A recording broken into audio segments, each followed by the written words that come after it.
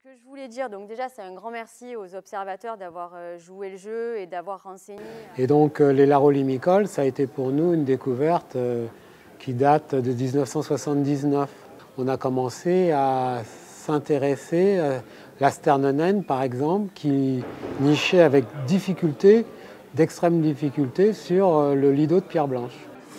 Et le projet LIFE nous a vraiment apporté cette notion de réseau, d'échange avec les autres gestionnaires, pour savoir déjà où étaient les oiseaux, vraiment en début de reproduction, savoir si on devait les attendre ou pas, si la plupart des colonies étaient déjà en place. Ce qui m'est apparu vraiment intéressant dans le programme, c'est que auparavant, on avait des ornithologues, des naturalistes qui étaient très axés sur leur site.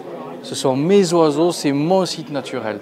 Et c'est mes résultats de reproduction. Et là, on est arrivé à avoir un réseau, c'est-à-dire que mes oiseaux ont échoué, ne se sont pas reproduits parce qu'il y avait un prédateur qui est venu sur le site. Eh bien, c'est pas grave, au final, ils sont allés sur les autres sites du littoral méditerranéen. Et on est bien dans une population qui est à l'échelon du littoral méditerranéen et pas à l'échelon d'un site privé de son petit précaré. Voilà, moi, c'est ça que j'ai trouvé le plus remarquable dans le programme. En fait, en tout cas, ce qui est très intéressant, c'est que à la suite de tout ce qu'on voit et de toute cette mise en commun des résultats, des façons de faire et des savoir-faire, nous déjà sur l'autre, ça nous donne des idées pour continuer un peu ce projet-là et à notre tour essayer de pouvoir construire un îlot en faveur des larolimicoles, c'est-à-dire suivre le travail initié. Alors la mise en réseau, ça permet d'avoir une vision globale sur les actions qu'on met en place, de se rendre compte de l'état de la population à l'échelle régionale, à une échelle plus large, et de pouvoir adapter la gestion en fonction de l'état de la population visée. L'intérêt de ce réseau pour moi, c'est vraiment de ne pas travailler dans son coin, d'avoir des informations justement sur où vont les oiseaux quand nous on a un échec par exemple de reproduction ou d'installation en tout cas, savoir comment se porte la population et de travailler en coopération. Ça je trouve que c'est vraiment important de savoir qui fait quoi, sur quel site. Et quelle est la gestion sur les autres sites? Le LIFE apporte une autre dimension qui fait qu'il faut amener un aménagement pour pouvoir recevoir l'espèce.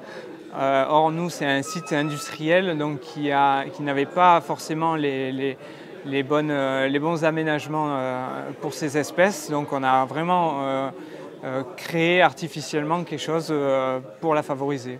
Donc ce radeau nous a permis, à travers les échanges techniques et aussi ces restitutions, d'avoir beaucoup plus de connaissances sur ces espèces, leurs exigences, et d'intégrer ça à notre gestion directement.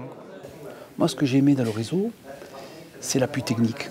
Pour comprendre comment on allait, à l'échelle de l'arc méditerranéen, réussir à créer des îlots à la fois homogènes sur l'ensemble du territoire. Nous, sur les Salines de Frontignan, on est soumis au vent, donc il fallait qu'on trouve une solution pour éviter qu'ils s'érodent. Et le LIFE nous a apporté la méthode en posant des planches qui permettent de protéger les îlots. Ça, pour moi, ça a été une avancée fondamentale dans la construction des îlots. Et le réseau aussi nous apporte l'expertise du suivi après construction, parce que c'est bien beau de construire les îlots, mais il faut surtout prévoir l'avenir. Et l'avenir, c'est la pérennité de l'îlot. Donc c'est à la fois son entretien, arriver à lever la végétation dessus, sur quelle forme. Est-ce qu'on arrache l'herbe? Est-ce qu'on pose de la saumure? Est-ce qu'on la coupe avec une débroussailleuse? Ça, c'est le réseau et le Life en Vol qui apporte tout ça. Sur le premier axe de nos recherches, qui est d'établir le maillage de sites de reproduction aménagés optimal pour les larolimicoles, on va devoir identifier où niche notre espèce modèle qui est le goéland railleur. Donc on va s'appuyer sur l'ensemble de ce réseau de gestionnaires qui vont nous dire les goélands railleurs ils ont été observés là ou là, et c'est là où on va aller porter notre effort de relecture de bagues de ces oiseaux. Là aussi, c'est très important d'avoir ce réseau de gestionnaires, puisque c'est eux qui vont nous fournir, qui vont nous donner fournir les caractéristiques de leur site, les paramètres notamment liés à la gestion des niveaux d'eau, etc., qui vont avoir une influence très importante sur le succès de la reproduction des larvalimicoles.